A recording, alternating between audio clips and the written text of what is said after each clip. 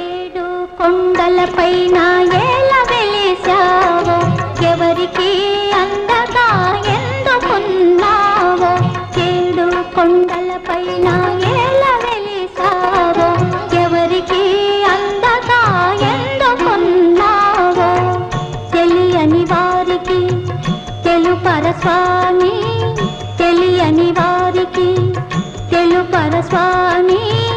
కన్నుల పొరలను తొలగించవేమీ ఏడు కొండలపైన